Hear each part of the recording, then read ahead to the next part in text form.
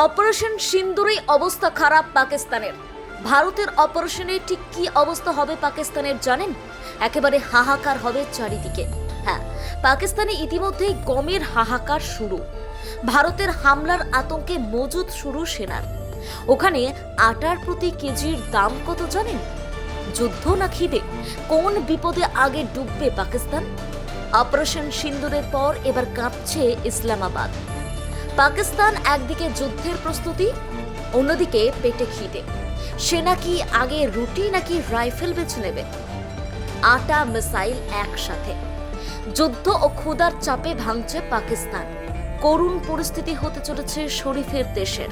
দেখুন, দক্ষিণ এশিয়ার ভূ রাজনৈতিক মানচিত্রে ভারত ও পাকিস্তানের সম্পর্ক বহু দশক ধরেই এক অনির্বচনীয় উত্তেজনা ও অনিশ্চয়তার গল্প। দুই দেশের মধ্যে যুদ্ধ, সংঘর্ষ, রাজনৈতিক দ্বন্দ্ব, কূটনৈতিক তিক্ততা এবং সর্বোপরি সীমান্ত সংঘর্ষ এক স্থায়ী বাস্তবতা হয়ে দাঁড়িয়েছে।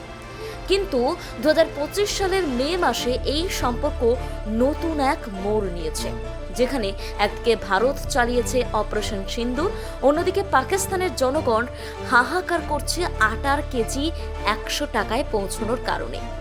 দুই ভিন্নতর বাস্তবতা, যুদ্ধ ও খাদ্য সংকট এই মুহূর্তে যেন একে অপরকে ছায়ার মতো অনুসরণ করছে। ভারতের অপারেশন সিন্দুর একটি পরিকল্পিত ও নিশানা নির্ভর সামরিক পদক্ষেপ, যা মূলত পাকিস্তান অধিকৃত কাশ্মীর অঞ্চলে সন্ত্রাসী ঘাঁটি লক্ষ্য করে পরিচালিত হয়েছে। ভারতের মতে 2025 সালের 22 এপ্রিল জম্মু ও কাশ্মীরের পহেলগামে তীর্থযাত্রীদের উপর একটি সন্ত্রাসী হামলায় 26 জন নিরীহ নাগরিক নিহত হন। এই নির্মম ঘটনার পর ভারতীয় সরকার ঘোষণা দেয় যে সন্ত্রাসের বিরুদ্ধে জিরো টলারেন্স নীতি অনুসরণ করে পাকিস্তান অধিকৃত অঞ্চলে সন্ত্রাসী অবকাঠামোর বিরুদ্ধে আঘাত হানা হবে।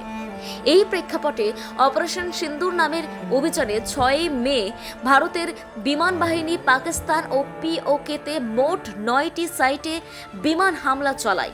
যদিও ভারত দাবি করেছে এই হামলা শুধুমাত্র সন্ত্রাসবাদী ইনফ্রাস্ট্রাকচার লক্ষ্য করেই পরিচালিত হয়েছে। পাকিস্তান একে সরাসরি যুদ্ধ ঘোষণা হিসেবে দেখছে এবং পাল্টা ব্যবস্থা নেওয়ার হুমকি দিচ্ছে। যদিও উভয় পক্ষই তাদের নিজ নিজ দাবিতে অনড়, তবু বিষয়টি আন্তর্জাতিক অঙ্গনে ব্যাপক আলোড়ন তুলেছে। অন্যদিকে পাকিস্তানের অভ্যন্তরে যুদ্ধের হুঙ্কার দেওয়ার পাশাপাশি এক ভয়াবহ মানবিক সংকট ছায়ার মতো ঘনিয়ে আসছে, আর তা হলো খাদ্য সংকট। পাকিস্তানে গম ও আটার ঘাটতি এখন এমন পর্যায়ে পৌঁছেছে যে সাধারণ মানুষের প্রতিদিনের খাদ্য তালিকায় রুটি যেন বিলাস বস্তু হয়ে উঠেছে। পাঞ্জাব প্রদেশ, যেটি পাকিস্তানের প্রধান খাদ্য উৎপাদন কেন্দ্র, সেখানে চলতি বছরে খরার কারণে গম উৎপাদন লক্ষ্যমাত্রার চেয়ে 20% কম হয়েছে। ফলত বাজারে গমের সরবরাহ কমে গেছে এবং দাম আকাশ ছোঁয়া হয়েছে। আটার কেজি 95 থেকে 105 রুপির মধ্যে বিক্রি হচ্ছে, যা একটি দরিদ্র প্রধান দেশের জন্য মারাত্মক সামাজিক সংকট সৃষ্টি করছে। এই খাদ্য সংকটের অন্যতম কারণ হলো অর্থনৈতিক অব্যবস্থাপনা এবং আন্তর্জাতিক অর্থ সাহায্যের উপর নির্ভরতা। পাকিস্তানের বৈদেশিক মুদ্রার রিজার্ভ এখন মাত্র $8 বিলিয়ন এসে ঠেকেছে, যা দিয়ে মাত্র 1 মাসের আমদানি ব্যয় মেটানো সম্ভব। IMF এর চাপে সরকার জ্বালানি, খাদ্য ও কৃষি পণ্যে ভর্তুকি কমিয়ে দিয়েছে, যার ফলে মূল্যস্ফীতি ভয়াবহ আকার নিয়েছে। শহর ও গ্রামীণ উভয় জনগোষ্ঠী এখন খাদ্য, বিদ্যুৎ ও গ্যাসের সংকটে জর্জরিত। এই পরিস্থিতিতে পাকিস্তান সরকার ও সেনাবাহিনী নিজেদের বাঁচাতে যুদ্ধের আবহ তৈরি করছে বলে বিশ্লেষকরা মনে করছেন। সেনাবাহিনী নিজস্ব গুদামে গম মজুত শুরু করেছে, যাতে সম্ভাব্য যুদ্ধকালীন পরিস্থিতিতে নিজেদের রসদের ঘাটতি না হয়। অথচ সাধারণ মানুষ এই মুহূর্তে এক মুঠো আটার জন্য ঘন্টার পর ঘন্টা লাইনে দাঁড়িয়ে থাকে। যুদ্ধের ঢাক বাজিয়ে অভ্যন্তরীণ ব্যর্থতা আড়াল করার এই কৌশল নতুন কিছু নয়, কিন্তু এবার এর সামাজিক প্রতিক্রিয়া আরও ব্যাপক।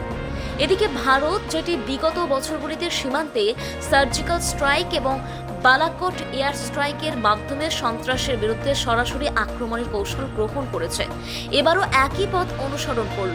কিন্তু এই অভিযানে একটি ব্যতিক্রম লক্ষ্য করা যায়। ভারতের পক্ষ থেকে বলা হয়েছে এই হামলা শুধুই সন্ত্রাসী ঘাঁটিতে হয়েছে, পাকিস্তান সেনাবাহিনীর স্থাপনা টার্গেট করা হয়নি। অর্থাৎ ভারতের লক্ষ্য রাজনৈতিক ও সামরিক উত্তেজনা না বাড়িয়ে শুধুমাত্র সন্ত্রাসবাদের বিরুদ্ধেই বার্তা দেওয়া। তবে পাকিস্তান তা মানছে না। ইসলামাবাদ দাবি করেছে তারা 5টি ভারতীয় যুদ্ধবিমান ভূপাতিত করেছে, যদিও ভারতের পক্ষ থেকে একে ভুয়ো প্রচার বলেই উড়িয়ে দেওয়া হয়েছে। এই বক্তব্য পাল্টা বক্তব্যের মাঝে আন্তর্জাতিক মহল উদ্বিগ্ন, কারণ উভয় দেশের মধ্যে যদি সংঘাত সত্যি বড় আকার ধারণ করে তবে তা শুধু সীমান্তেই সীমাবদ্ধ থাকবে না, গোটা দক্ষিণ এশিয়ার নিরাপত্তা এবং স্থিতিশীলতা হুমকির মুখে পড়বে। উল্লেখযোগ্য যে ভারত ও পাকিস্তান উভয় দেশই পারমাণবিক শক্তিধর। এই বাস্তবতাকে মাথায় রেখে আন্তর্জাতিক শক্তিগুলি যেমন জাতিসংঘ, যুক্তরাষ্ট্র, রাশিয়া ও চীন উভয় দেশকেই সংযম প্রদর্শনের আহ্বান জানিয়েছে। মার্কিন পররাষ্ট্র দপ্তর স্পষ্টভাবে বলেছে সন্ত্রাসবাদের বিরুদ্ধে পদক্ষেপ নেওয়া ভারতীয় অধিকারের মধ্যে পড়ে, তবে এই পদক্ষেপ যেন বিস্তৃত যুদ্ধের দিকে না গড়ায় সেদিকে নজর রাখতে হবে। অপরদিকে চীন, যেটি পাকিস্তানের অল ওয়েদার ফ্রেন্ড, তারা চাইছে ভারত যেন সংযত থাকে, অথচ পাকিস্তানের অর্থনৈতিক ভরাডুবির সময় তাদের আর্থিক সহায়তা দিতে তারা ইতস্তত করছে। যুদ্ধ ও খাদ্য, এই দুই বিপরীতমুখী সংকটের মধ্যে সম্পর্ক কতটা গভীর তা পাকিস্তানের সাম্প্রতিক পরিস্থিতি থেকে সহজেই অনুমান করা যায়। যুদ্ধ একদিকে বাহ্যিক উত্তেজনা সৃষ্টি করে, অন্যদিকে তা দেশের অভ্যন্তরীণ সমস্যাকে আরও জটিল করে তোলে। যুদ্ধকালীন অর্থনীতিতে প্রাথমিক গুরুত্ব পায় অস্ত্র, গোলা বারুদ এবং সামরিক সরঞ্জাম, ফলে জনগণের মৌলিক চাহিদা উপেক্ষিত থাকে। এর সাথে যুক্ত হয় যুদ্ধ উত্তর পুনর্গঠন, আন্তর্জাতিক নিষেধাজ্ঞা এবং অর্থনৈতিক ধস।